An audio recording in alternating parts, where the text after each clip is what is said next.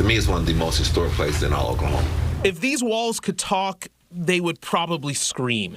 We introduced you earlier to Reverend Dr. Robert Turner. He's the pastor for the historic AME Church, one of many landmarks devastated by the massacre. The basement was the only thing left standing. What does it say that in the middle of all that terror, in the middle of all that was going on, that basement survived, that basement stood throughout all that?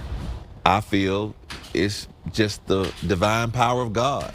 It was faith that helped guide the congregation through tragedy. They just saw bodies decaying in the streets. They just saw blood flowing down Greenwood, and they came back for communion the next Sunday. Reverend Turner is the man who now leads that congregation 100 years later. Seemingly challenging that same spirit of passion and perseverance, the Reverend has become one of the faces of a growing movement in the modern-day Greenwood. And be strong, and be courageous.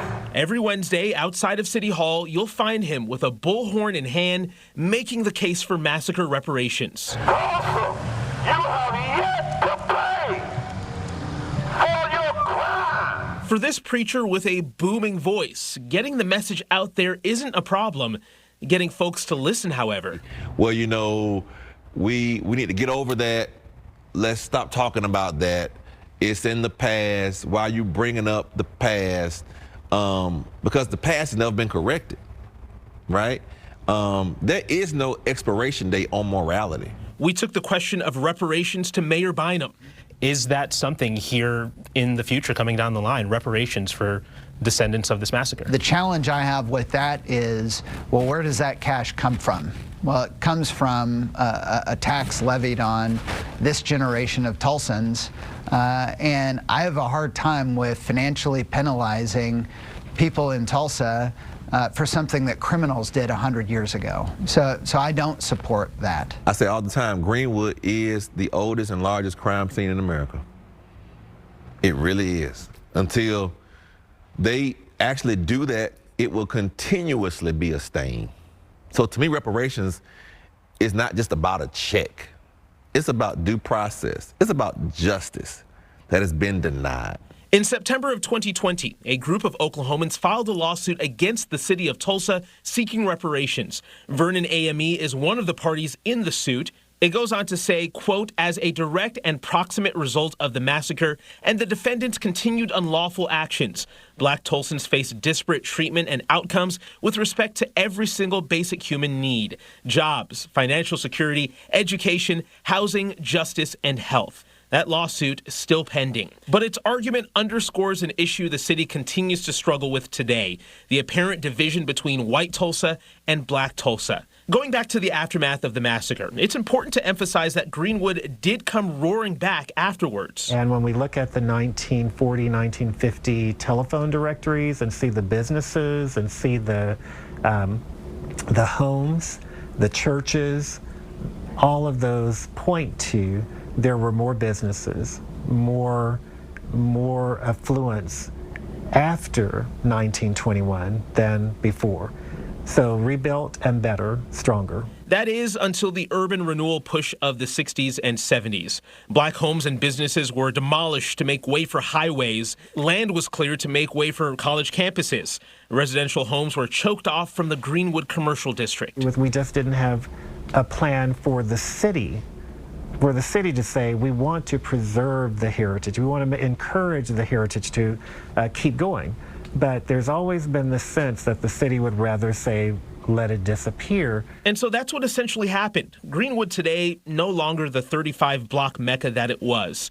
City leaders like Mayor Bynum say they want to return to glory. There has been a tremendous amount of land in the Greenwood district that city authorities, historically, it's old urban renewal land that the city just sat on for decades.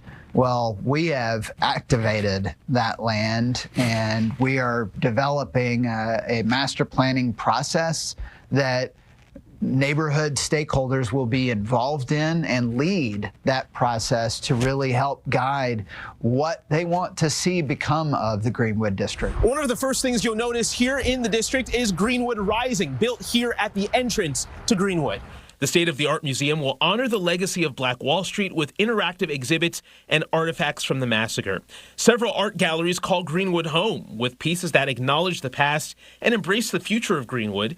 Lincoln Cochran created this exhibit called Faces of Greenwood. It includes this walkthrough exhibit, which chronicles American history and these never-before-seen pictures of life in Greenwood after the massacre. I'm a Tulsa native. I went to Booker T. Washington High School. I taught at Booker T. Washington High School.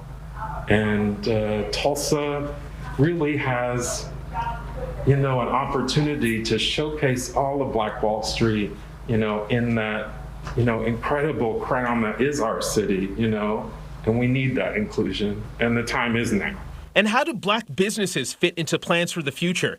Just down the street, Guy Troop is the owner of the Black Wall Street Liquid Lounge. My wife and I, Yvette, wanted to establish something where we could find the brightest minds from Tulsa and help them cultivate activities, businesses, and entrepreneurship. As the push to transform Greenwood continues, many people here wonder if Black people are being left behind, priced out of the area they built more than 100 years ago. Gentrification, is that happening now? Oh, without a doubt, without a doubt. It's a part of American strategy. I don't particularly like that poor people get driven out and then capitalists take advantage of it. But that's an American system. We can complain about it, but if we don't have a strategy, then we will lose. So all I'm trying to do is be a small part of a strategy and create culture that allows the spirit of our foremothers and fathers to be rebirthed. And maybe by the time I kick out of this life, that spirit and energy will be back. Mayor Bynum says it's a work in progress for the city. He also knows that people here are skeptical. When we started the Graves process, we have a citizen oversight committee because by waiting 98 years to start this process, the city has not earned trust and doesn't deserve it from the community. We're having our very first meeting of that group, and the pastor for Vernon AME Church spoke up and he said, the people that did this, that incited the race massacre, their goal was to drive Black business out of the Greenwood district. And if you look at the Greenwood district today, they won. And I hate it hearing him say that, because he's right. And I don't want Tulsa to be a city where the bad guys win. And so we have an opportunity. We can't go back and change what's happened in history, but we can focus on what we can do today to rectify those issues and rebuild. And that's where Tulsa stands right now. A city rebuilding for the future while still working to acknowledge, atone, and learn from its past. Perhaps these words from legendary historian, the late John Hope Franklin, sums things up the best. History is something we must live with, both good and bad. And the bad history helps us overcome it, and we can then perhaps make good history.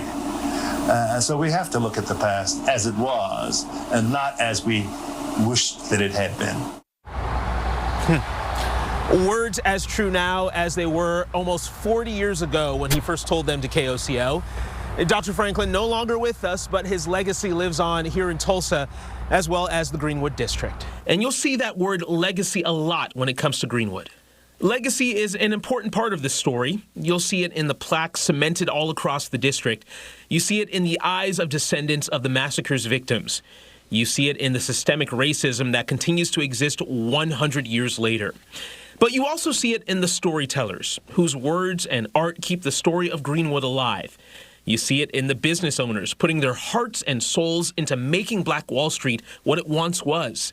You also see it in Greenwood Rising, which will bring the story to a whole new generation, making sure we never forget those 18 hours of terror.